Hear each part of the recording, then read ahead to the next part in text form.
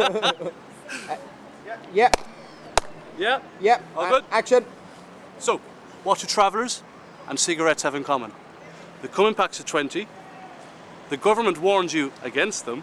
And they're banned out of every fucking pub in Ireland. There you go! It's fucking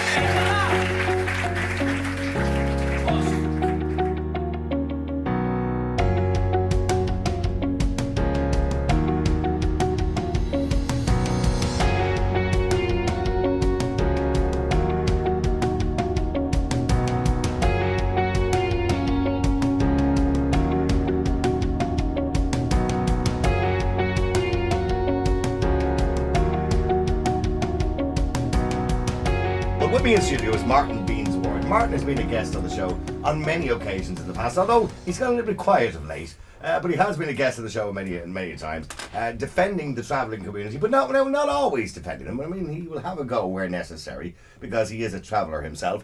And also in the studio too, how many to listen his name? Would you believe that, Martin, for God's sake? I do believe it now. Sorry, Chris Sture is also in the studio as well. Now, the reason Chris is here as well, because Chris has belonged to a management company, you're promoting a new gig. Martin, tell us a little bit about that first, the gig, if you can. So, it's Comediversity, and it is what it is. Yeah. It's comedy that's diverse. So it's the most diverse comedy event. Is that going to be really offensive comedy? Because it's diverse.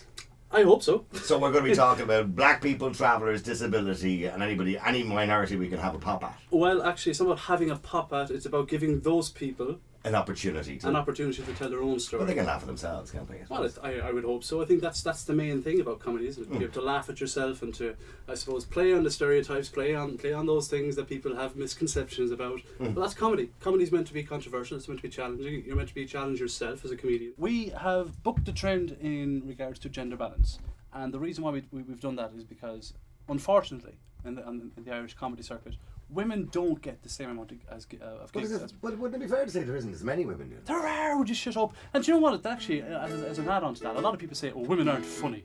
On that question, why aren't there more women promoting? I think because the women are afraid of the men that are promoting, and so the thought of being a part of that might sicken a lot of the women that have been able to get to a point where they would have discovered, oh yeah, like some of these people are slime balls and are awful people. Why is it any different for a woman? Because there are so many strong, middle-class, privileged women, more privileged than I'll ever be, that are just kind of talking about it. When there are men out there, I know a lot of male comedians and male promoters that would only jump at the chance of helping a female promoter put on a gig. Yeah, well, I think as women, like we're kind of like socialized to not be very like direct or assertive as well, and to kind of like become a piece of clay that just like molds the situation. So I think in that way, like understanding that within myself made me realize I don't want to get in my own way, and I want to understand like why I was raised to believe that and raised to think that way, and just like kind of block it out in some way, or understand that like, yeah, there are plenty of people that would support me and that find me funny and that want to book me. One of the other questions I would ask, like, you've seen the way Comediversity is run.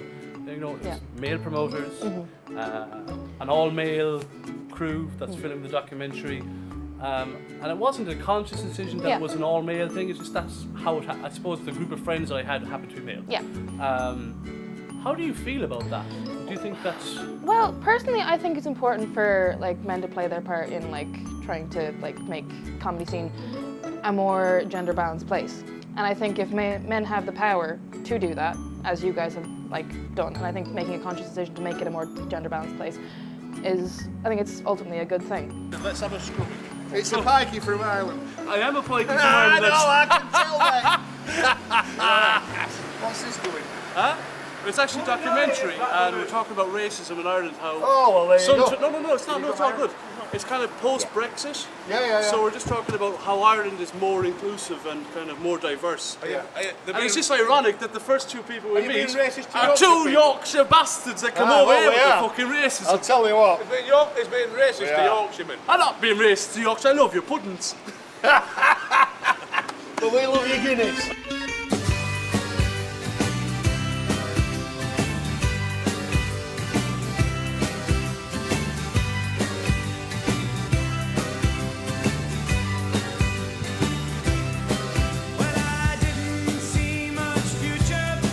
When I left the Christian Brothers School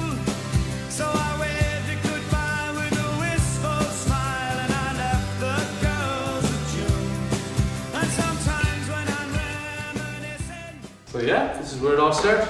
We joined the Hood for RTE. First traveller comedian. Well, it wasn't the first. What year was that? 2005.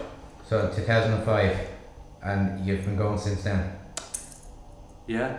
Well, actually, I took a break for a few years, went to university, and then I decided to come back into comedy. I think the country needs a bit of a laugh, you know. I think my community especially, we need to kind of laugh at the shit that we're going through, also the kind of the shit that we're causing as well, you know, we have to laugh at it all really. So it's a good nexus point, I suppose, and I get to be Martin Luther Beanz, you know, leader of his people, and I have a drink, I have a load to, what are you laughing at? Martin Luther Beanz. Oh fuck, he's Protestant by the way, so he can't get to say anything. I think Martin Luther was originally a Protestant as well, so that's right. I'm in Catholic territory now. You're surrounded by green.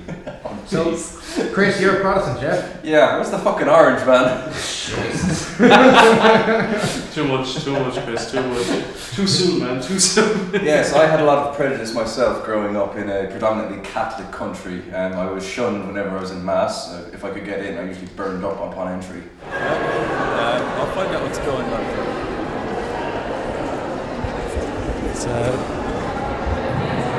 See, what's going on here at the moment is we're in St Nicholas's Church. They're all Church of Ireland, or is it Church of England? And this is where they come now to plan on how to take over the rest of the country. As you can see, they're quite talkative. After a while, what happens is they get whipped up into a frenzy.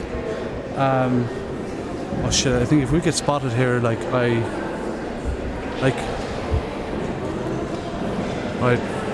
sent one of them over now to investigate. Yeah, it's a cult burning. We better go. We better go, yeah? You're going to be sacrificed. You didn't see very many female comedians going back even just 10 years. But again, these boundaries are being broken, and I like that the BBC refuses to air comedy panel shows without having at least one female panel member. I think that's fantastic, and the ITV as well. It needs to be that way, but it needs to be... I think they're still playing catch up though. But it needs to be to a level where they don't even need to look for that. It needs to just be, these people are funny, not because they're funny because they're funny. Yeah. It's not because, it doesn't matter whether they're a woman, they're gay, they're a traveller, it doesn't matter what they are. They're just funny. So why shouldn't they be on TV, or why shouldn't they be telling jokes? I think there's a sufficient reason to push for diversity in the comedy circuit. I think gone are the days where women might get a gig every 6 months.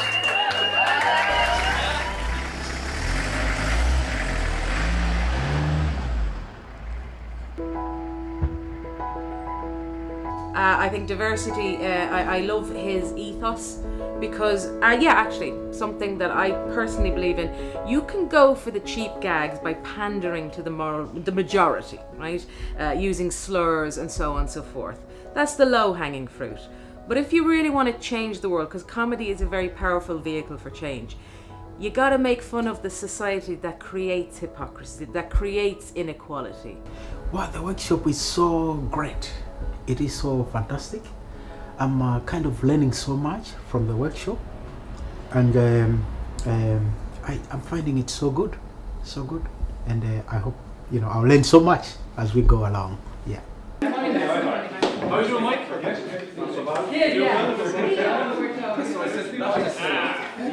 fact you told me not to say it makes me want to say it. And you have that moment where you can either relax yourself because everybody's going to be nervous. The thing about these type of nerves and this anxiety is called anticipatory anxiety. So it's only anxiety up until the point you're put into the position. You're not anticipating it anymore, you're living through it. So the adrenaline will be pumping through you. Those 5 minutes will feel like 30 seconds. You just need to own the anxiety, own the adrenaline and the hormones that's coursing through your body. Simple. Yeah? But the most important part of any gig is that first joke and that first presentation of yourself in front of the audience. That's when they either buy into you or they close off. Now the good thing about this gig, they're here to support everyone. So they're already behind you. So when you get that feeling of anxiety, just up here, around the diaphragm, you can do your breathing exercises. I wouldn't suggest breathing too heavily because you tend to get a bit lightheaded. Okay? I wouldn't suggest any alcohol. People say that alcohol is great before a gig. It's not. I've died on my ass 3 times, and those 3 times, like they're the ones that stand out. It's because I drank alcohol. Because you start to get overly confident before you go up on stage, but as soon as you're up there, blank. There's a different chemical course in your body. So what you want is the natural chemicals. You need to own it. And again, always remember, those nerves you feel are entirely normal. Every human being gets that. It's anticipatory. It's the fight or flight thing. It's preparing you for what you're about to do. But what you need to remember is what you're about to do is a beautiful thing. It's nothing that's dangerous. It's nothing that's ever going to harm you. And everyone is there to support you.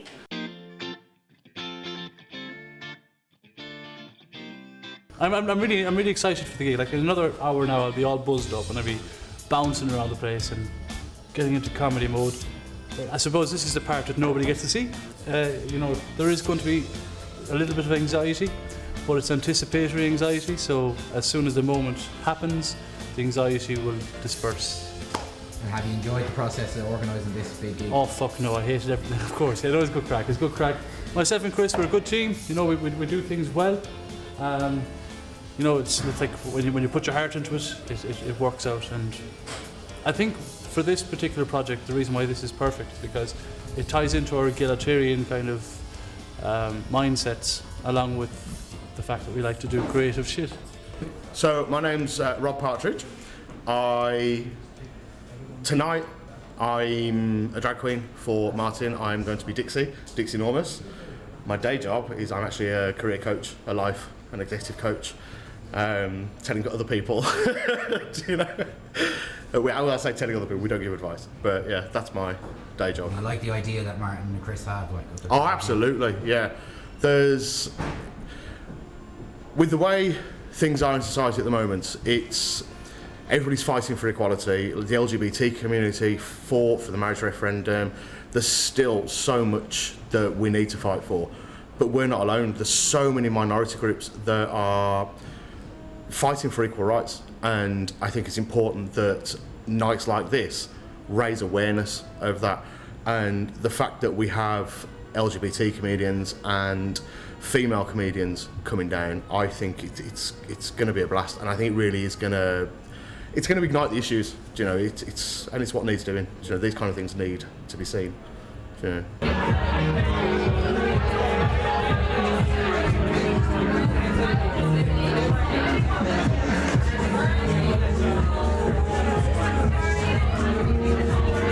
So, hidden amongst you tonight is my mother. Okay? And she's going to do a number now in a second. Where do you see this woman? This is the strongest woman I know. And I am proud to say that this is my mother. And it's the very first time my mother's come to a gig. And she's going to do a little number now. Actually, Mr. Miami. Inertia, I'm sorry. It doesn't really stick, does it? Well, here we go for my mother.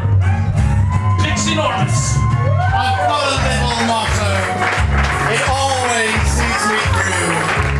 When you're good to me, Dixie's good to you. Oh, hello. There's a lot of favors I'm prepared to do. You do one for Dixie.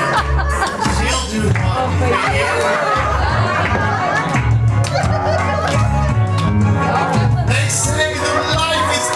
And that's the way I live, and I deserve a lot of tat for what I've got to give.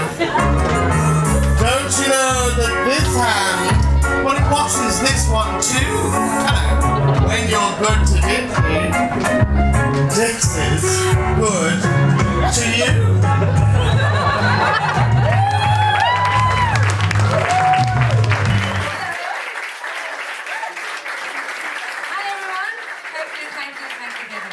I'm glad to be here. Yeah, that's my name, Breda. Breed A. Larkin. Ironic name for a lesbian. Yeah. So I was thinking about names, and your names, what are names? You know, I know a woman called Joy, right miserable bitch. And the smelly girl in our school, her name was Jean. I'd be like, hi Jean. Have we got any racists in? I am, I'm a racist. Isn't it, yeah? I don't like the whites, I don't like where they cluster together. So I'm really good at depression, I've been doing it for years. Some of the positives of depression. Okay, there is one. I'm really good at sleeping. I'm from West Ireland, born and raised. In the churchyard is where I spend most of my days. Chilling up front at the top of the pew. Waiting in line for the confession box queue. When a couple of priests.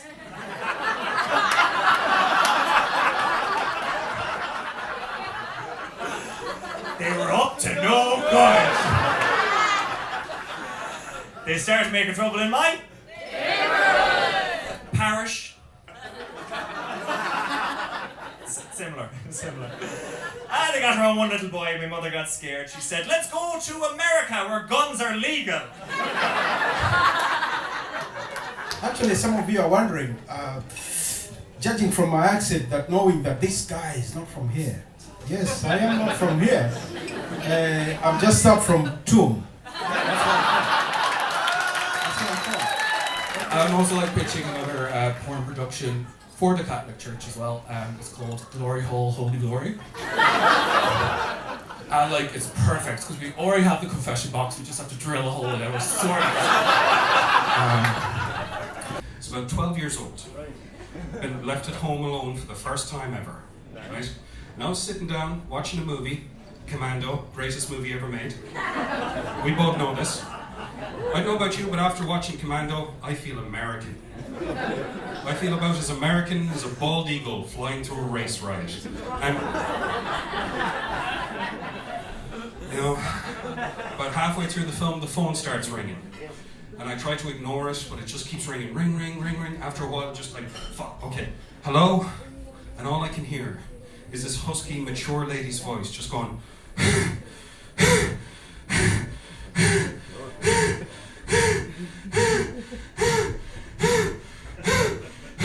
You still with me, Oisin? You still with me? Okay. Now, Oisin, I was only about 12 years old. I was just getting to know myself as a man. And this started, you know, doing things for me. And it just kept going.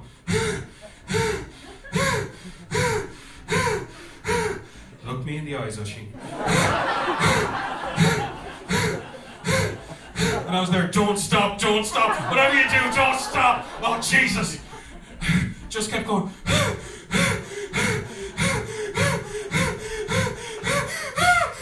And Oisin, just as I was about to finish, I heard a thud.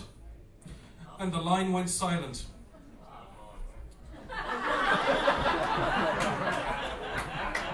Now, Oisin,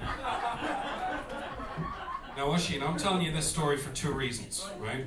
One, if you ever find yourself in that situation, I just want you to know that my parents never forgave me for letting my granny die from an asthma attack. And two, I was hoping, in the spirit of raw, naked honesty, that I shared that very personal story with you, that you'd shared the story of your first erotic experience with all of us. Just now.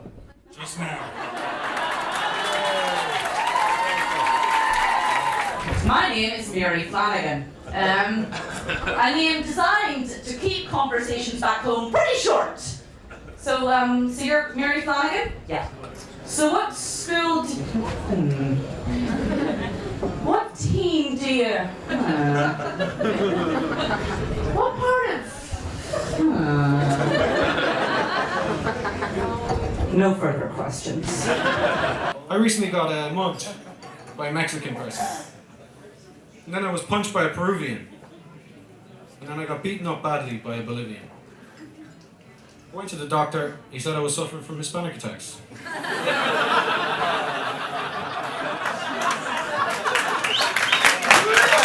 Have you ever heard the phrase, my jokes are my babies? I just assumed in this country that meant no matter what, I'm obligated to deliver them, so... Put a cap in your ass. A steel toe cap. Outside Supermax is the only place I scrap. There must be something within the snack box that gets me fresh enough to make you shite in your jocks. Cause I'm a pissed off country, which means I'm bad. Now go away from round me, like a good lad.